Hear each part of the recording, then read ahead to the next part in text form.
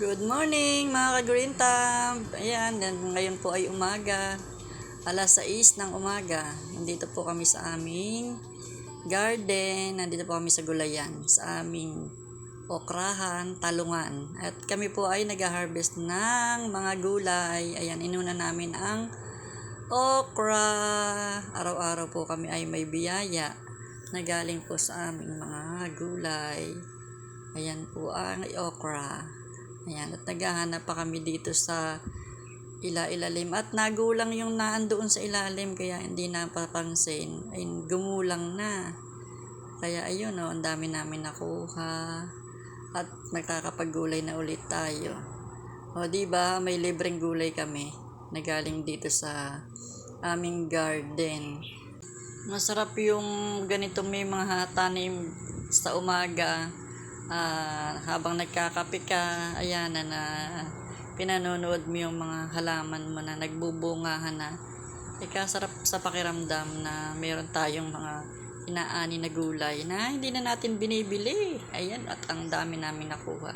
Mayroon na rin bunga yung mga talong namin kahit kaliliit pa ng puno ay may bunga na siya. Ayan, makakatikim na tayo ng talong. Ayan, first harvest namin ng talong.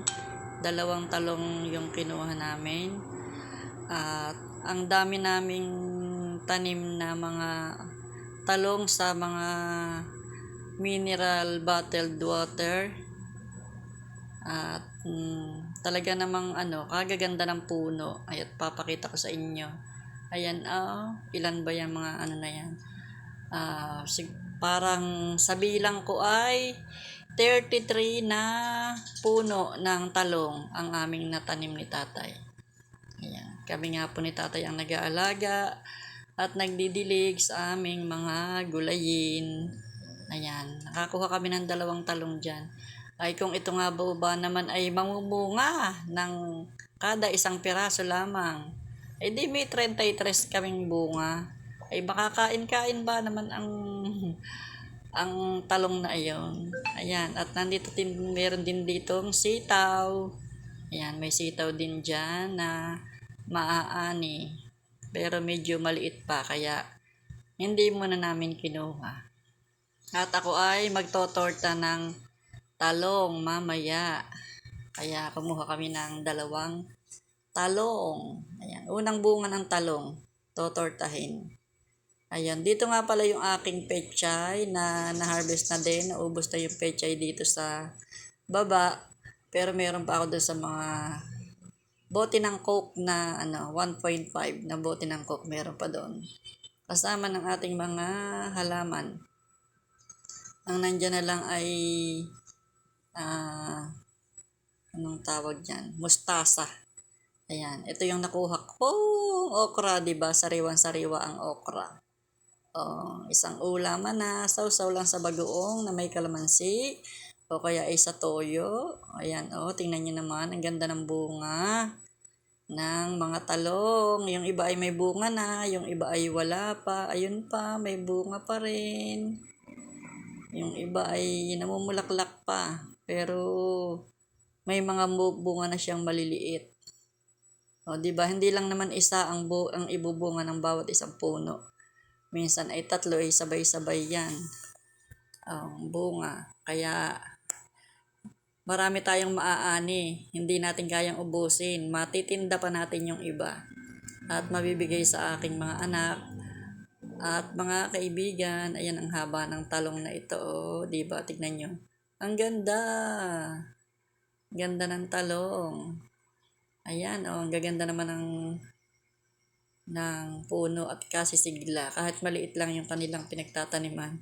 Kulay green na yung aming harapan. Natabunan na yung aking mga halaman. Ayan Puro na dito puno ng talong. Yung iba nga ay inilabas namin doon kasi nga ang sikip na dito sa harapan ng bahay namin.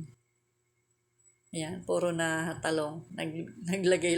Nagbigay lang ng konting daan para sa motor. Ayun, ang aming talungan.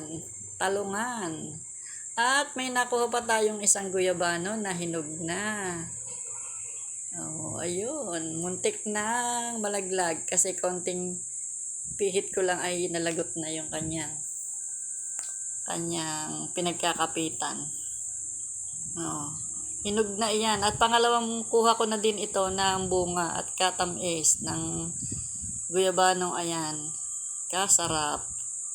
Ayan. Kahit maliit lang yung puno niya ay maganda ang bunga niya. Mabuti na nga lang at hindi ako naunahan ng ibon. At hindi niya na abutan ito. At kahapon ko pa yan nakikita sabi ko bukas kita kukunin dahil hindi pa masyadong malambot kahapon. Kaya naman ngayong umaga pinaalala ni tatay. Buti naalala ni tatay kasi nakalimutan ko ng kuhanin.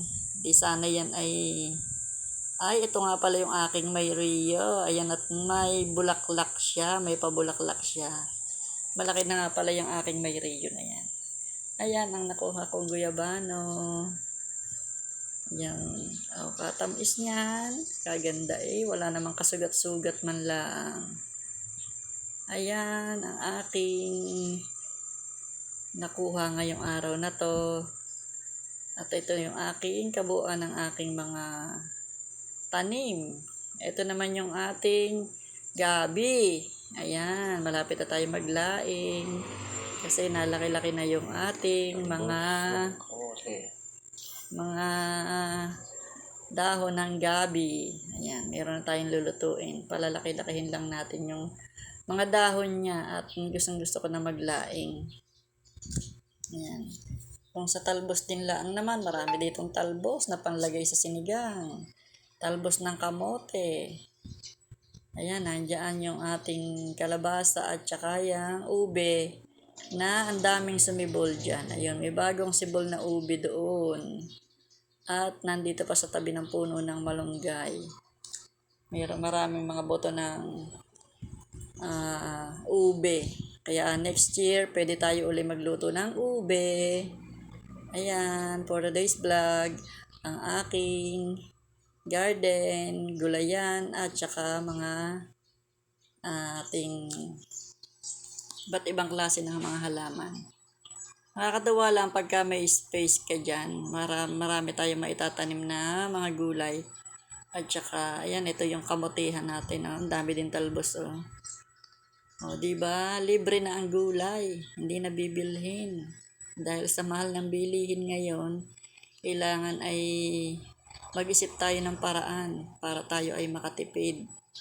At napakaraming blessings na binibigay araw-araw ang gulay pag lumaki. Talaga namang ito ay madami ng maibubunga.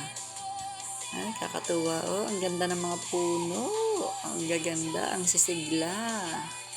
Ayun. Babay na po. Hanggang dito na lang yung ating video. Maraming salamat. Ito po nga pala yung aking natitirang mga pechay na nasa mga mineral water. Hindi pala. Mga coke. Mga bote ng coke.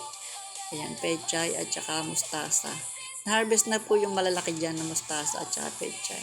Ayun, at kinuha na din po namin yung 2 talong.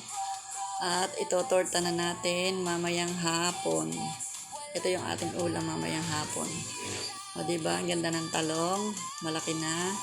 Nandun pa yung isa sa kabila. Ayun, ang haba. O, meron tayong 2 talong. Tigisa kami ni tatay. At ito na po yung ating biyaya ngayong araw. Maraming salamat. Bye!